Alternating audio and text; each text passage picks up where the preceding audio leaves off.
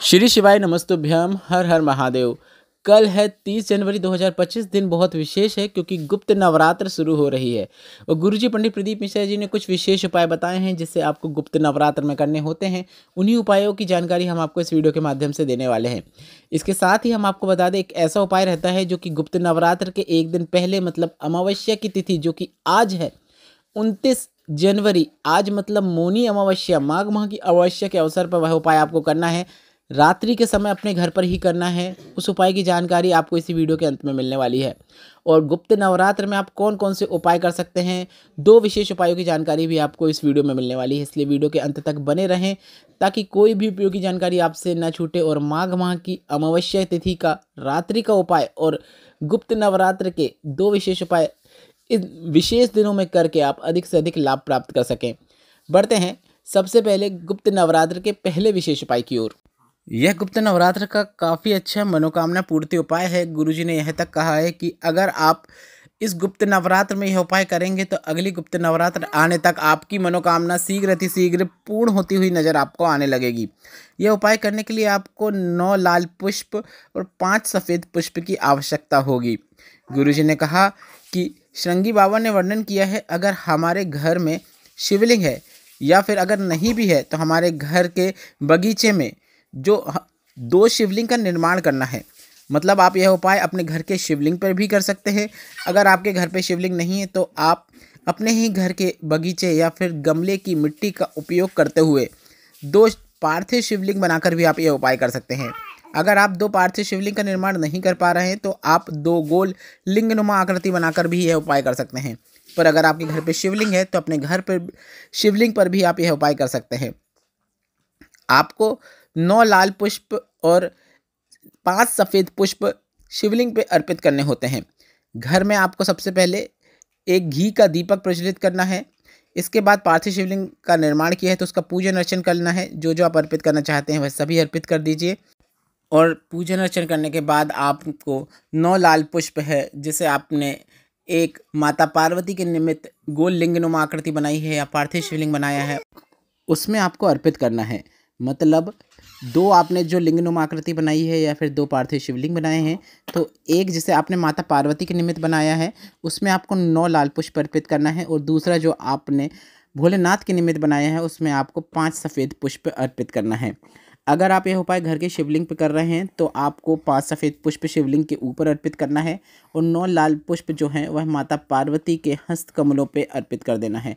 हस्तकमल मतलब माता पार्वती के शिवलिंग में जो कटीय भाग होता है वह हस्तकमल कहलाता है। उसमें चारों तरफ आप पुष्प अर्पित कर सकते हैं और यह उपाय पूर्ण कर सकते हैं। घर का शिवलिंग छोटा रहता है तो आप एक के ऊपर एक 2-2 3-3 पुष्प रख के सभी तरफ जो माता पार्वती का हस्तकमल होता है, शिवलिंग का कटी भाग होता है, वहाँ पे आप पुष्पों को अर्पित कर सकते हैं। अब पार्थिव शिवलिंग का निर्माण किया है या गोल लिंगनुमा आकृति का निर्माण किया है, अगर आप उसका विसर्जन कर सकते हैं तो सभी सामग्री का आप विसर्जन कर सकते हैं। अगर घर के गमले में आप विसर्जन करना चाहें गोल लिंगनुमा आकृति का तो आप वह भी कर सकते हैं। अगर आसपास नदी, तालाब, बावड़ी, कुआं नहीं है तो आप घर पर भी उस पार्थिव शिवलिंग का निर्माण करने के बाद विसर्जन कर सकते हैं। पर एक बात का आपको ध्यान देना है कि यह विसर्जन आपको शाम के पहले कर लेना है। यह गुप्त नवरात्र का विशेष उपाय है जिसे आप 30 जनवरी के बाद मतलब 30 जनवरी से करना शुरू कर सकते हैं क्योंकि 30 जनवरी से ही गुप्त नवरात्र शुरू हो रही है, कल से। तो आप यह उपाय गुप्त नवरात्र जब तक रहेंगी तो कभी भी किसी भी दिन करके अधिक से अधिक लाभ प्राप्त कर सकते हैं। अब बढ़ते हैं गुप्त नवरात्र में किए जाने वाले अगले विशेष उपाय की ओर।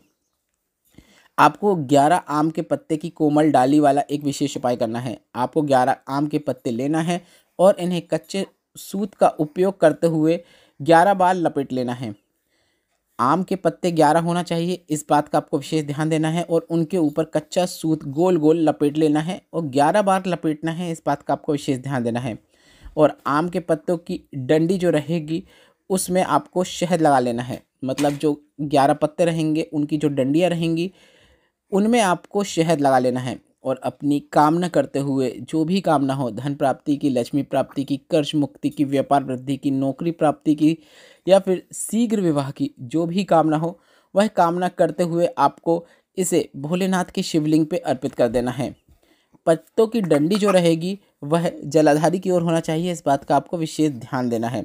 यह पूरा उपाय करते समय आप श्री शिवाय नमस्तुभ्यम या फिर नमः शिवाय या फिर ओम नमः शिवाय मंत्र का उच्चारण अवश्य कीजिएगा। बढ़ते हैं अगले विशेष उपाय की ओर। अब हम आपको उस उपाय की जानकारी दे रहे हैं जिसे आपको आज मतलब 29 जनवरी को मौनी अमावस्या माघ अमावस्या की शाम के समय और गुप्त नवरात्र के पहले दिन करना होता है। यह नवरात्र के पहले आने वाली अमावस्या के दिन किए जाने वाला एक विशेष उपाय है।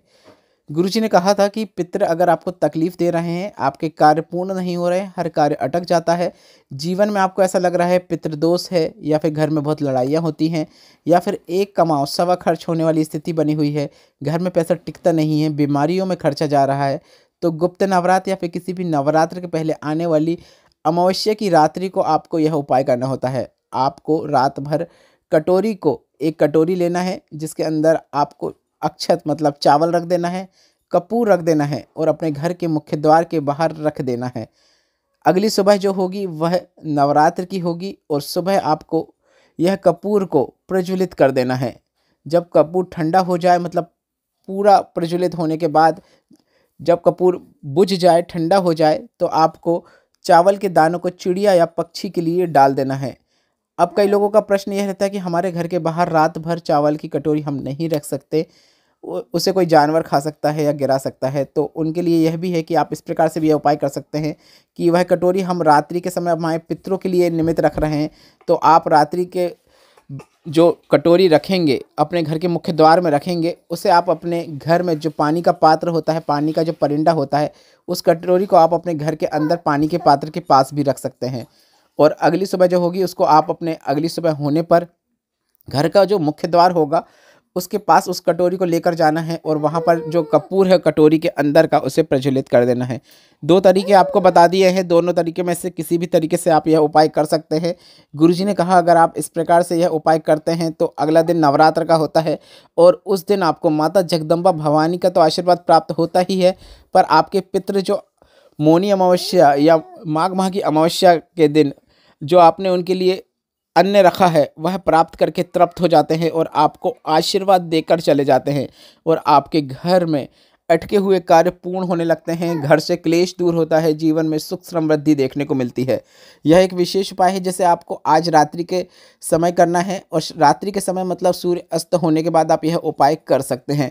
और कल मतलब गुप्त नवरात्र की सुबह आपको कपूर को प्रज्वलित करने के बाद जो चावल के दाने रहेंगे उन्हें आपको पक्षियों के लिए अपने छत पर डाल देना है।